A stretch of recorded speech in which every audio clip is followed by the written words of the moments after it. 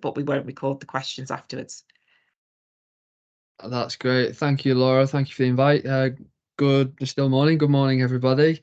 As Laura said, my name's Danny. I'm a SENR performance nutritionist. I studied at John Moores, and as the topic of the talk, so what I'll go through is my career path to where I got to today. Certainly not straightforward, as I'm sure a lot of people will experience, and what my current day-to-day life looks like, what advice I can give, and the tips on the skills and experience, what you can hopefully take away from today to take you forward in your own career paths. So I go back to 2007 when I first started university at John Moores. At that point, I had absolutely no idea what I wanted to do, leaving sixth form. And I actually started off on a sport technology course. And after the first couple of months, I soon realised that was not what I wanted to do. Had a small bit of anatomy in it, biomechanics, but the rest was very science, science technology based. And so then I swapped over to sports science the next year, and so did my 3 years there. In that time, I focused on the nutrition pathway. Well, as soon as I started having the lectures in that third year, that's what really sold it to me. And from that third year, from the supervisors that I had, particularly Professor James Morton, Professor Don McLaren, and Professor Graham Close, that then gave me the insight into what I need to do in order to take that next step. And so I live in Chester, and I was fortunate that I was working a summer job in a bank, and one of the guys there who played for Chester was who I was good mates with, who was working with him. So I just asked him, and he said, "Yeah, that's fine. Here's the director of rugby's number." And I went and met him. Next thing, I was meeting all the players and was working voluntary at Chester Rugby Club, which was great experience for me, thrown straight in the deep end, and that's exactly what I needed, and built a lot of experience from that. A lot of it today I still reflect on and utilise in my services. So from finishing that, I was looking around for the next step, which was a master's degree, looking at those in sports nutrition. As Tony said, there's lots now, masters, but when I was looking 10, 11 years ago, I think there was about 3. I applied for one at Loughborough, but I think there was about 10 places, and I wasn't successful in a place there. So I took a year out and I applied for the Masters Sports Physiology Masters at John Moores, which I was accepted onto for the following year. So in that year out, I was trying to get as much experience as I could, still working at Chester and on voluntary. And obviously, as we need the pocket money coming in, that I had 2 other jobs as well. So as part of my masters, that's where Graham took me under his wing to do my dissertation in vitamin D, and I also mithered him for experience as well. Is there any opportunities that I can get involved in? And Graham put me on to the head of sports science at Berrytown, back before they folded. And so I went and met with them and got some good experience with the club. And that was really good with the academy team. Forged a good relationship with the first team fitness coach, who was also previous student at John Moores, and he wanted me to come in to do body composition analysis with the first team. So that was a really good experience with a good level football club with exposure to their first team players. I also got a link through Graham with Nutrition X. So if anyone's not aware of Nutrition X, they're a sports supplement company. They do a lot of work now with the top football and rugby teams, plus many other across the world now. But when that came about, Graham had literally only just started, as well as with Don McLaren. They devised actually their supplements, and they are the lead nutritionist still. So that was a good, and all I did with them was doing some blogs, a couple of recipes, things like that, just very little bits of work. But that was a good stepping stone to help make a really good relationship with them, which I still have today. And during my masters, so after my masters, I started just contacting everybody. I got in touch with the head coach at Cheshire Phoenix Basketball Club and did some work there, voluntary again for the year, which was difficult because the players were very very part-time, but it was a very, very small club, still is, but it was very, very good considering their top level of basketball in this country. Got onto the graduate registration for SENR, which again wasn't straightforward because I didn't have a master's in sports nutrition. But thankfully, with that link with Graham and the experience that I had as well at Chester, that helped forge my pathway onto the registration. Whereas nowadays, you do generally need that master's in sports nutrition. So as Tony said, that would be a really good starting point to look for that if this is a pathway that you're looking to pursue. So with that in mind, I was also right. What next for me? Do a lot of the people I was on my master's course with were getting PhDs. Some were getting internships. So I applied for everything really. I wrote letters and letters to football clubs because that was my main sport of interest, as well as other clubs as well in the area. I applied for PhDs. I think I interviewed for about 3 or 4, but didn't get them. I applied for internships, and as Tony said, weren't paid, or if they were for pennies. And some of them were down in London, so it's just impossible for me to finance myself doing an unpaid job that's full time. And that was the feedback I always got, is you don't have the level of experience we're looking for. And I was like, well, how on earth are you supposed to get that? And it's a continuous vicious cycle which students get nowadays. So I went down the route of looking at self-employment. And in 2015, that's when I set myself up, set up my own business as Webber Nutrition. And yeah, doing all the usual bits of setting up your social medias, doing posts, connecting with people, set up my website, and very, very slowly my business continued to develop. In that time, I was still working those 2 jobs. I also took on another job, which was sports coaching. So through a friend who was doing that after his university course, I was doing bits of work there, which again I saw as another good link to applying my nutrition into it. So over those 4 years, I continued contacting people. I got jobs with, again, an unpaid job with Chester Football Club. Table tennis is another sport that I actually still play. So I wanted to pursue links there. After numerous emails, phone calls, things like that, I actually got opportunities to work with Table Tennis England. So supporting their top senior men's players on a 1-to-1, and the academy the academy players as well. I spent 6 months at Newcastle Falcons Rugby Club on a once a fortnight basis, which was a really good experience. And I spent a couple of seasons at Caldy as well. Again, with Caldy, how that came about is my solicitor when I was moving house was actually the director of rugby of Caldy, which is not far away from John Moores either. So that was a very lucky, very fortunate thing for me.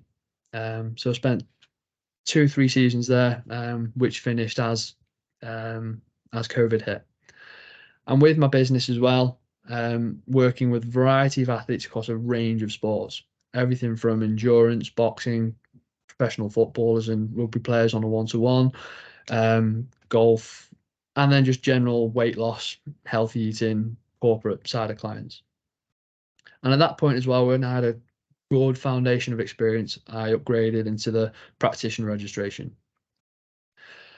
So since lockdown hit, I felt that was the real push that I needed to get rid of those jobs, because obviously it wasn't able to go to work for them. So I put everything I had into my business, and I was very fortunate that it went the right way. And so from today, I'm still working. I have a good relationship with Nutritionist. I'm the consultant at the University of Liverpool. So for their elite athletes who study there, and also the nutritionist at Sheffield Wednesday. So things have taken a long time.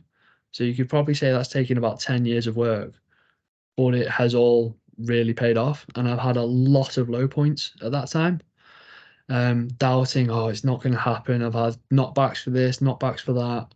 What am I doing? I need more income, etc.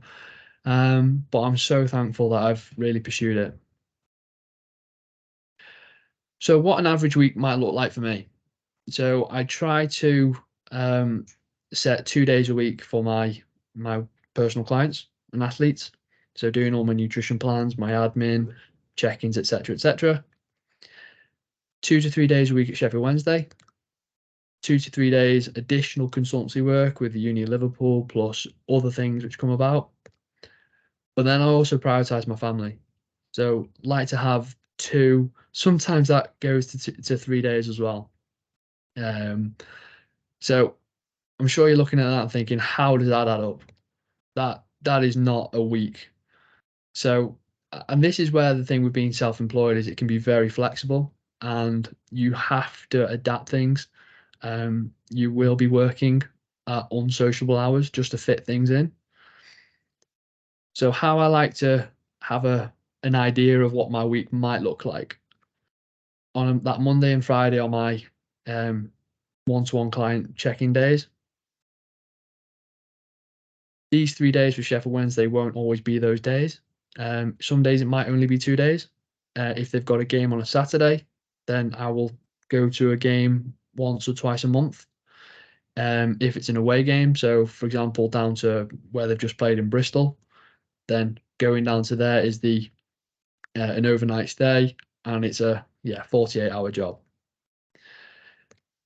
Then I'll try to prioritize one of those 3 days, Tuesday, Wednesday, Thursday, for the additional consultancy stuff, where things will typically overlap.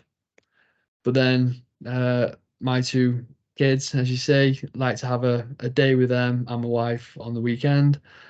But some days I need to look after my son on a Wednesday as well, because of nursery, can't get him in and things like that. So there's a lot of shuffling around. It's never straightforward with what each day is going to look like. So that's one thing I still struggle with how do people book in with me through my business? If they're on my website, how can I book a consultation with me? Well, it's not straightforward for what times I have available. So that's something I'm still working on.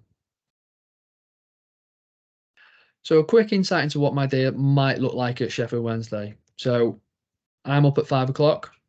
I'm out the house by 6:15, half 6 at the latest. It takes me about an hour and 45 on average to get over there. Arrive hopefully no later than 8:15, and then at 8:30 we've got our staff meeting. From that point, opportunity to grab some breakfast, get set up for the day with what training plans are, what I need to be doing for the day. Players will typically be out on the pitch from 11 o'clock till 12:30. Some players might be in a bit early doing their own prehab work in the gym. And then it's an opportunity after that to grab some lunch and speak to players, those who are loitering around, and that'll filter out throughout the day. Try to leave the training ground around 3, 4 o'clock, and then getting home between 5 and 6. And so what that time between there might include. So when you think about the players that you want to speak to, you've got very limited time in order to actually sit down with any players. The only time really you've got a chance to speak to a player is when they're injured.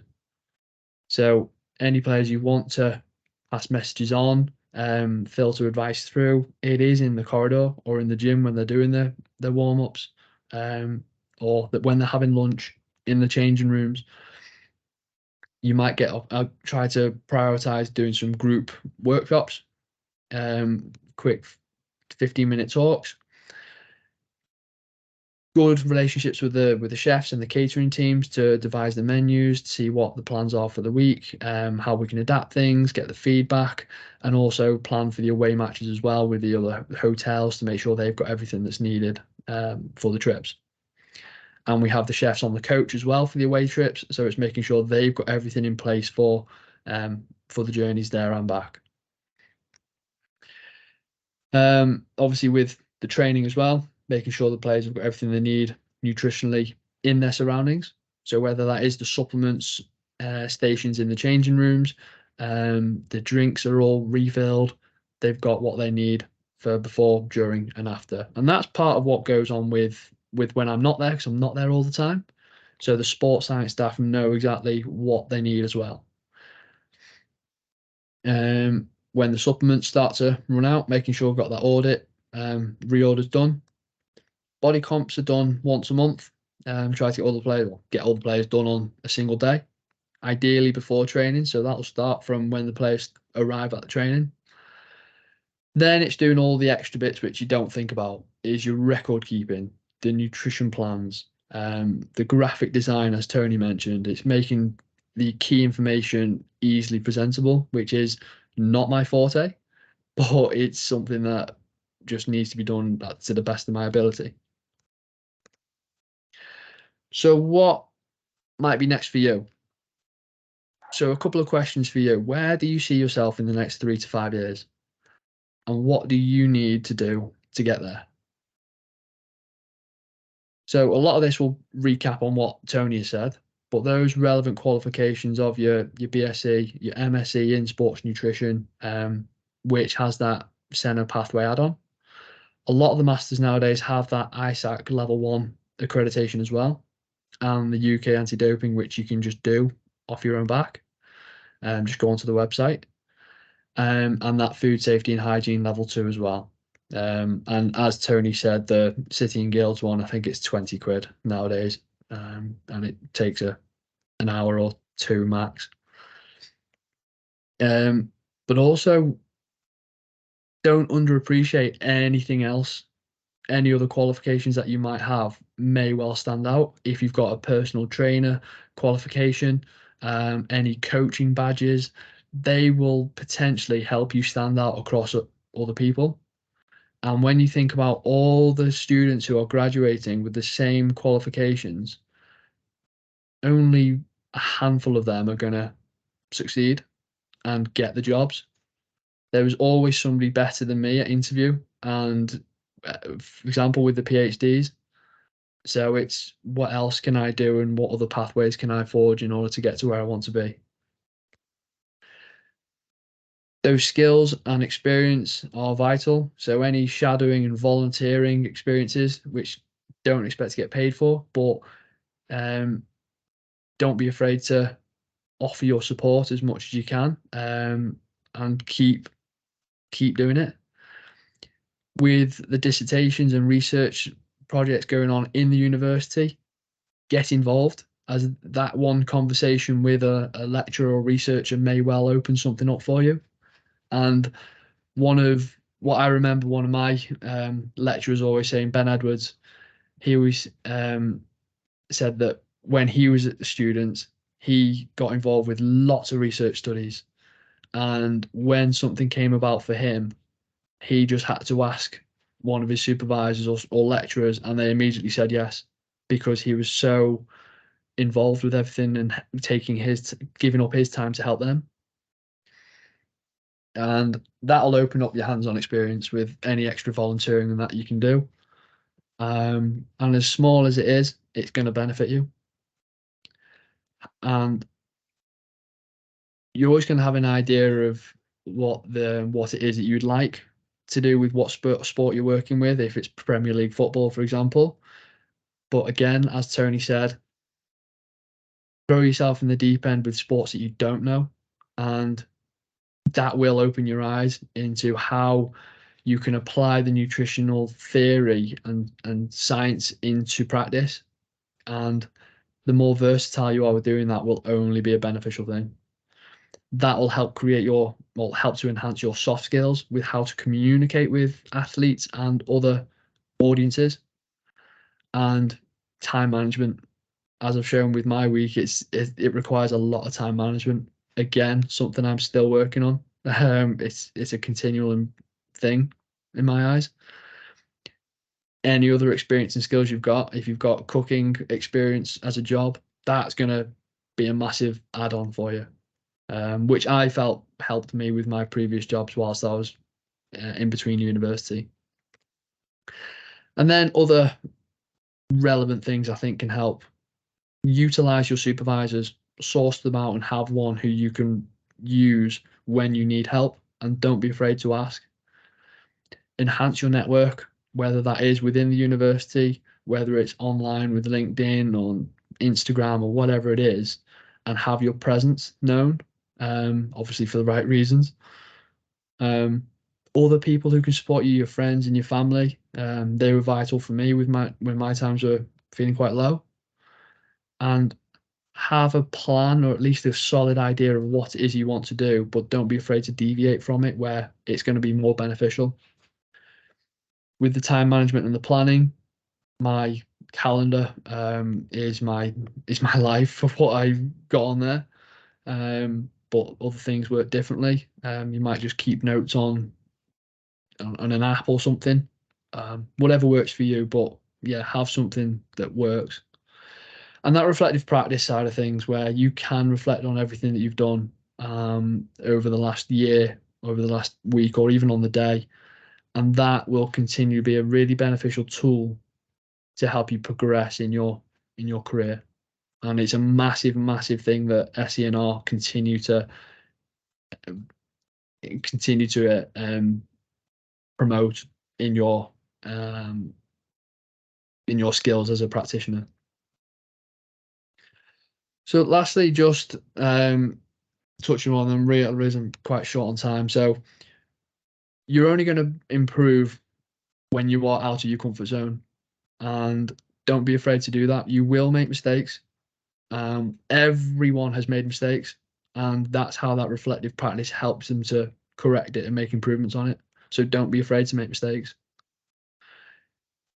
Say yes to opportunities that come about, as big or small as they might be. They may well build into something even bigger. As leads on with that, get that experience where offer to do talks to a local swimming club or boxing club or any other clubs that are around. Ice hockey, for example. There's a lot of other sports that are coming out. Korfball, which I've never really come across before, but if you learn what that sport is and can translate how to fuel athletes involved in it, that's going to be a massive selling point. Recognize the context of how you apply the theory into practice and how it differs across each athlete with what their nutritional needs are and what their lives look like. Continue to enhance and maintain relationships within your network. Be a good team player, as it's key for any sport that you go into. Yeah, and don't be afraid to muck in where your teammates might be, or your staff mates might be struggling. I had to do that with Chester in my first, I think it was my second season. There was at the level they were playing at in National 2 North, it was National 3 North in the first season I was playing in. They had to provide their own touch judges, which is the linesman, and they didn't have one. So I had to be touch judge, and I had no idea what I was doing. So that was a good it was an experience. And that whole reflective practice as well on everything. It's a massive, massive self-development thing. So yeah, I hope that's given you a good insight and help you answer questions and ask questions about yourself. But if there's anyone got any questions for me, I'd be happy to answer them. Or if you've got anything else you'd like to know, then feel free to drop me a message another time. Thank you very much. Okay, thanks, Danny. That was great.